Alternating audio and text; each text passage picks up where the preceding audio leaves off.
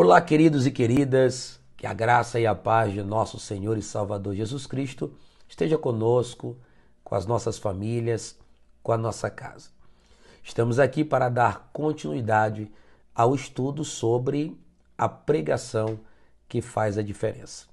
Mais uma vez quero agradecê-los por terem adquirido este curso e por isso estou aqui agradecendo-lhes e não só isso, desejando sinceramente que o conteúdo deste curso possa contribuir para que o seu ministério seja cada vez desempenhado com mais produtividade, que você alcance muitas vidas, alcançando-as para salvação e edificação e, sobretudo, para a glória de Deus. Que Deus possa ajudá-lo continuamente no desempenho de seus trabalhos e atividades junto ao reino de Deus.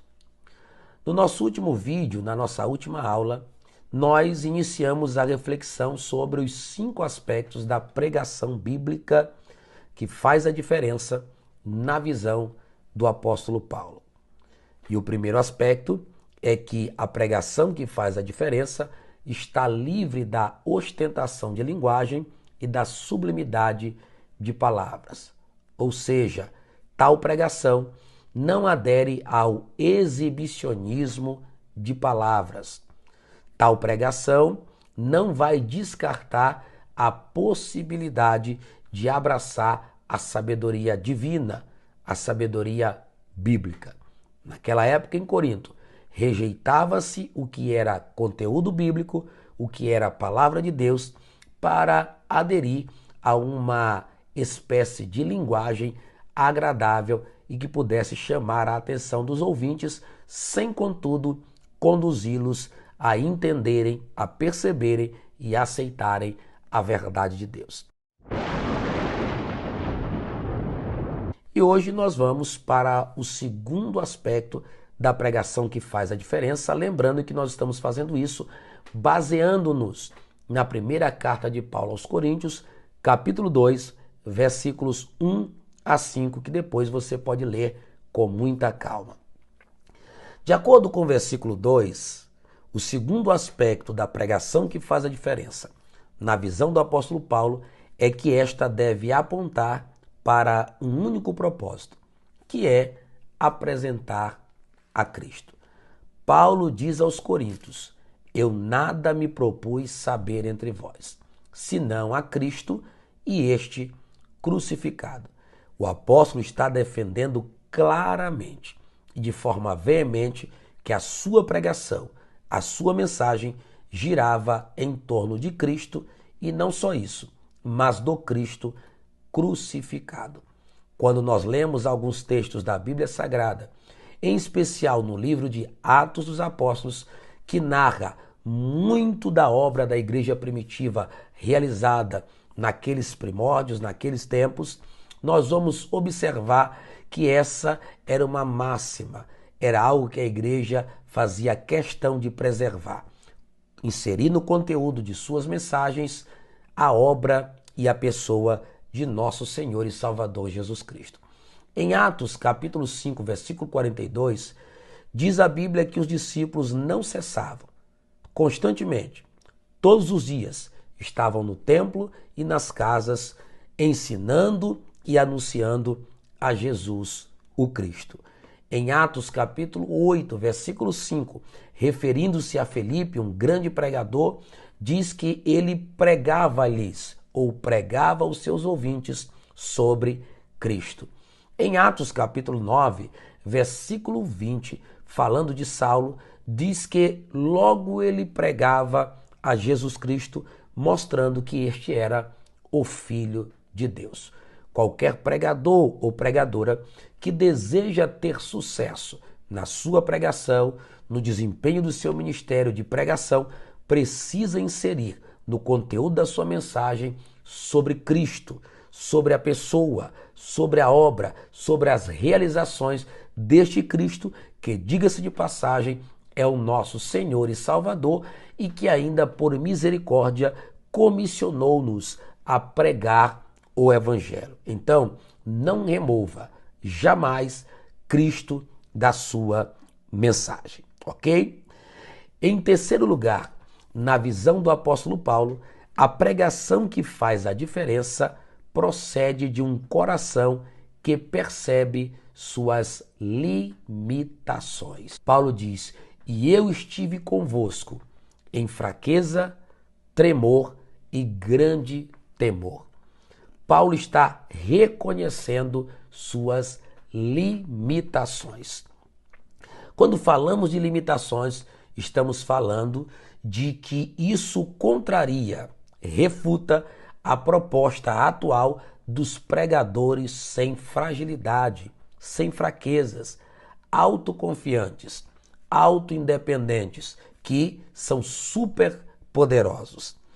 Paulo diz a partir do versículo 7 da segunda carta aos Coríntios o seguinte: "E para que eu não me exaltasse pela grandeza das revelações, foi-me posto um espinho na carne, a saber, um mensageiro de Satanás para me esbofetear. Por causa disso, orei ao Senhor 3 vezes para que o afastasse de mim. Mas o Senhor me disse: a minha graça te basta, porque o meu poder se aperfeiçoa na tua fraqueza."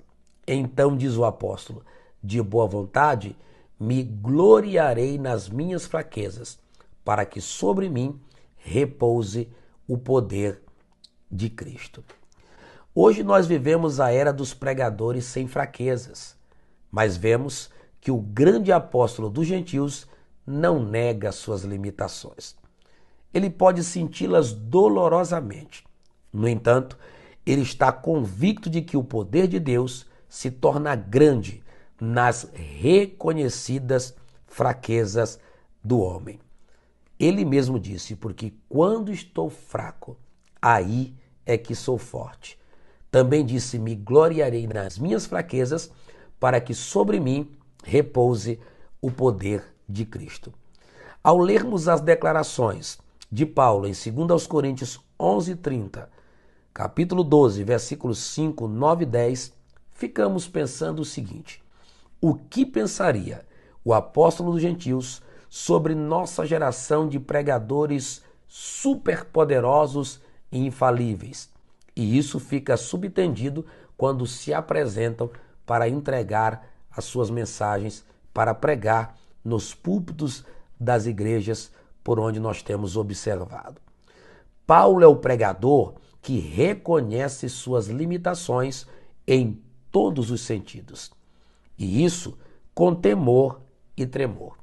Naturalmente que esse tipo de modéstia é próprio dos que servem ao Senhor, de maneiras que, conscientes das próprias fraquezas e, em contrapartida, encarando respectivamente as dificuldades e a excelência de tão árduo ofício, devem aproximar-se do Senhor com reverência e temor. Reconheça as suas limitações.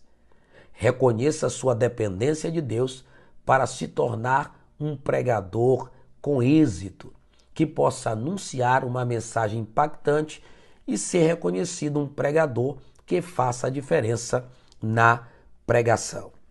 Os que se apresentam revelando autoconfiança e com sentimentos de superioridade, ou que desempenham seus ministérios da palavra de forma displicente, como se fossem bem moldados para tal tarefa, desconhecem a si mesmos e nada sabem sobre a própria tarefa sublime da pregação. Sem reconhecer nossas limitações, jamais poderemos apresentar a esta geração o que ela tanto precisa, que é a pregação que faz a diferença. Eu sei que houve ocasiões em seu ministério, houve momentos em que você entendeu, compreendeu que aquele dia que foi convidado para pregar, para dar uma palavra, seria o grande dia, seria um dia de impacto. No entanto, você não rendeu, não foi como você esperava, você saiu de lá frustrado. Isto foi permissão de Deus para que você reconheça suas limitações e dependência total do Senhor. Não é para você desistir, é para continuar, porque é neste processo que você alcançará o êxito na pregação e será um pregador bem-sucedido para glorificar a Deus, ok? Em quarto lugar, na visão do apóstolo Paulo, a pregação que faz a diferença precisa ser autenticada pela manifestação do Espírito e do poder de Deus. Basta nós observarmos o versículo de número 4, porque ele diz que a sua pregação consistiram no Espírito Santo e no poder de Deus, ou seja, em demonstração do Espírito e de poder. Como é salutar, como é prazeroso ouvirmos pregadores que, além de um conteúdo bíblico, que além de terem se preparado, estudado e além de terem primado por apresentarem a sabedoria de Deus e o conteúdo bíblico de forma explicada e aplicada, este mesmo pregador também revela em sua vida a manifestação do Espírito e do poder de Deus.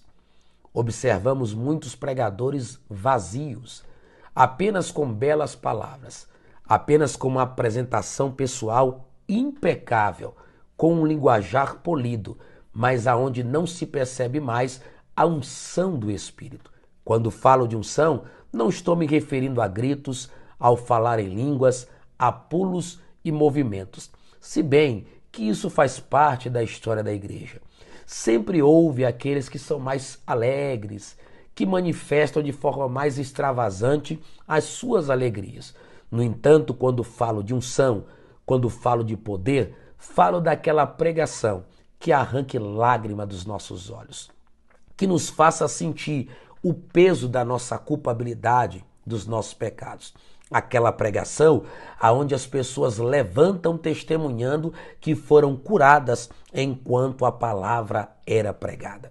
Aquele tipo de pregação aonde o pecador não entre e saia da igreja de qualquer maneira, mas entre, seja impactado pela pregação que foi apresentada com demonstração do Espírito e de poder e convenceu tal pecador de que precisava entregar a sua vida a Cristo Jesus. No momento em que você está assistindo essa aula, eu quero espiritualizar este momento e dizer a você: o poder de Deus quer repousar sobre a sua vida. O Espírito Santo quer que você não só pregue fazendo a diferença, mas mostre essa diferença por meio de uma pregação cheia de autoridade, cheia de unção, cheia de graça, que possa alcançar vidas e impactá-las e de forma indiscutível eles entenderem que Cristo é o caminho, a verdade e a vida e que só Ele pode modificar os seus modos viventes para um novo viver na presença de Deus. Poder de Deus é o que nós precisamos. Preste atenção em algo que eu escrevi para observar com vocês sobre esta verdade. Para seus ouvintes em Corinto e para si próprio, o apóstolo Paulo não possuía qualidades humanas que o ajudassem a fazer progresso, ou que pudesse capacitá-lo a granjear o favor dos homens. Não obstante, os sábios de sua época tinham presenciado o maravilhoso sucesso que o Senhor outorgara à sua pregação. Além disso, realmente tinham visto com seus próprios olhos, diria alguém, o Espírito de Deus presente, manifestando poder em sua doutrina. Um homem que, enquanto pregava, o poder de Deus se manifestava. Em quinto e último lugar, ou o quinto aspecto da pregação que faz a diferença, na visão do apóstolo Paulo, é que esta deve revelar o seu interesse de mostrar em quem as pessoas devem exercer a sua fé. No versículo 5 da primeira carta aos Coríntios, do capítulo 2, Paulo diz: para que a vossa fé não se apoie nos homens, mas sim no poder de Deus. Nós vivemos hoje a era do culto a personalidades. Vivemos um tempo em que as pessoas são levadas mais à admiração e a seguir pessoas do que o próprio Cristo. Acreditam mais em tal líder, tal pregador, tal profeta, tal mensageiro e esquecem que a fé deles deve estar baseada em Cristo, no Cristo vivo. Apoiar é usado aqui no sentido de consistir. Portanto, Paulo, pois, quer dizer que os coríntios tinham sido beneficiados por haver ele pregado Cristo entre eles, sem se apoiar na sabedoria humana, mas unicamente no poder do Espírito, para que a fé que nascera no coração deles não se fundamentasse no ser humano, e sim somente em Deus. Há quem desconfie da força da palavra de Deus e acha que deve socorrer os homens com os recursos de sua própria genialidade, seja carismática ou retórica, e prega a si próprio e não a Cristo. Esse tipo de pregador ou pregadora acabará atrelando a fé das pessoas à sua personalidade simpática, à sua inteligência, ao seu exemplo pessoal. Então, quanto menos o pregador ou a pregadora se promoverem a si próprios, tanto mais poderão tornar-se instrumentos de Deus. Isso não significa permissão para o desleixo com a forma da pregação, pois a demonstração do Espírito do poder vai acontecer somente se o Evangelho for de fato compreendido. Por isso, sua mensagem deve ser clara e simples, mensagem de um pregador e de uma pregadora bem preparados. Esta deve ser a preocupação legítima para a realidade de uma pregação que faz a diferença, a saber, que a mensagem atinja os ouvidos e os corações das pessoas.